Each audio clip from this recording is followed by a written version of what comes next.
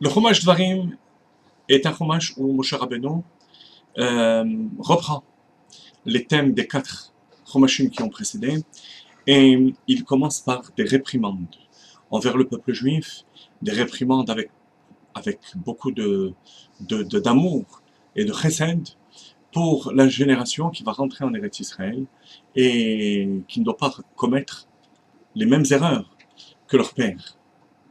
Et au début de la paracha, verset 8,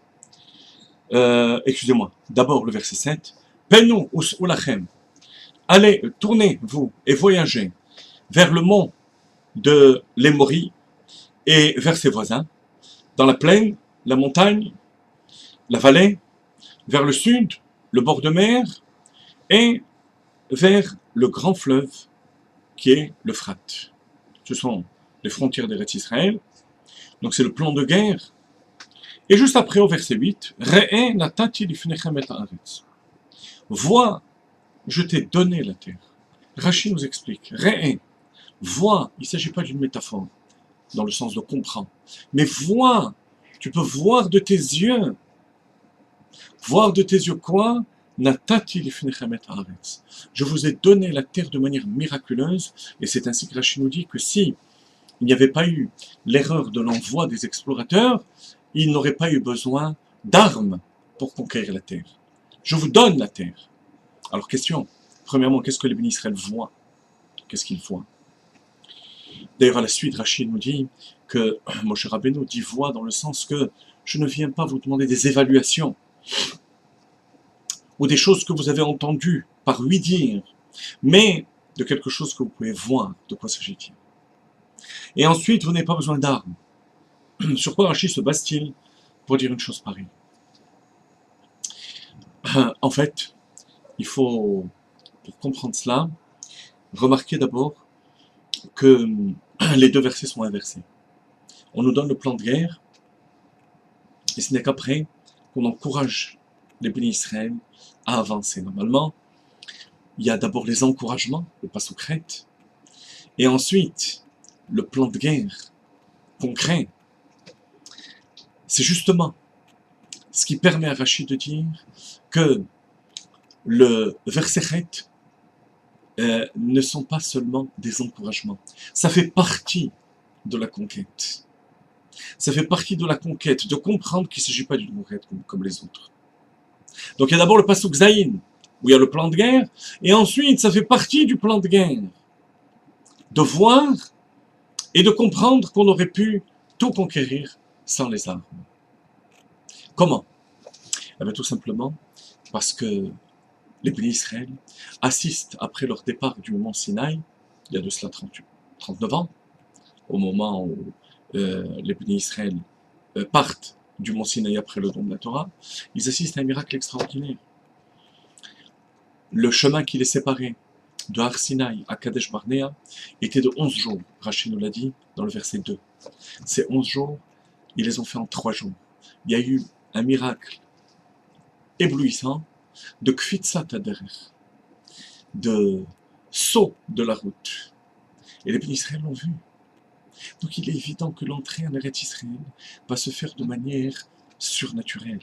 Et c'est ce qu'il dit bénis Israël. Attention, mon plan de conquête n'était pas un plan de conquête normale. Vous avez vu de vos yeux qu'Akadosh Baruch Hu va vous faire rentrer dans la terre de Canaan de manière miraculeuse. Vous n'aurez même pas besoin d'armes. Et c'est pour ça qu'il dit, que mon cher Rabbeinu dit, je ne vous demande pas d'évaluer.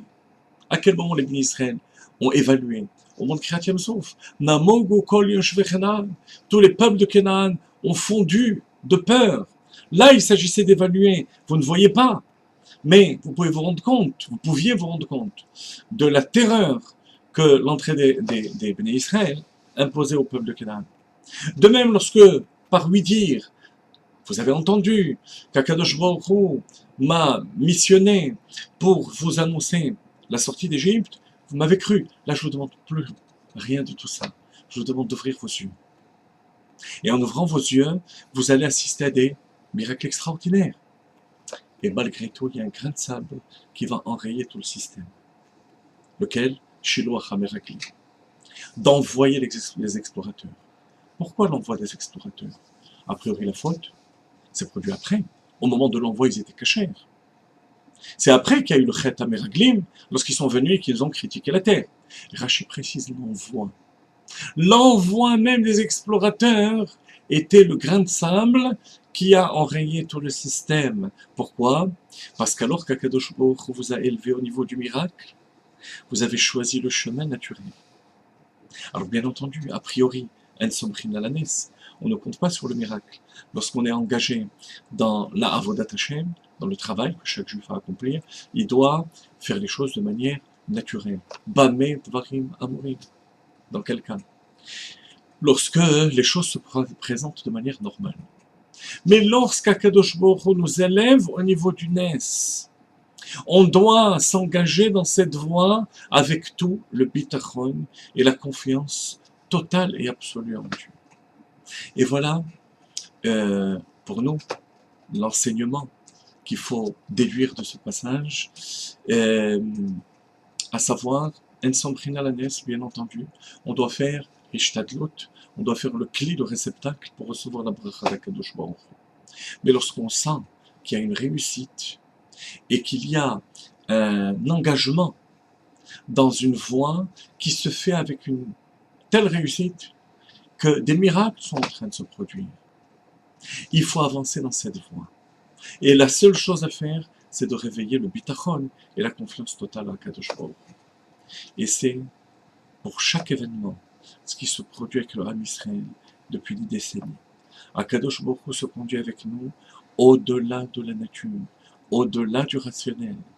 Et nous, on est en train de se demander, est-ce que les nations vont réagir comme il faut? Est-ce qu'on va avoir la force d'eux? Est-ce qu'on va avoir le courage d'eux? Est-ce qu'on va avoir les forces nécessaires? Pas au moment où Akadosh Baruch Hu prend ses enfants et les élève au niveau du Nes, au niveau du miracle.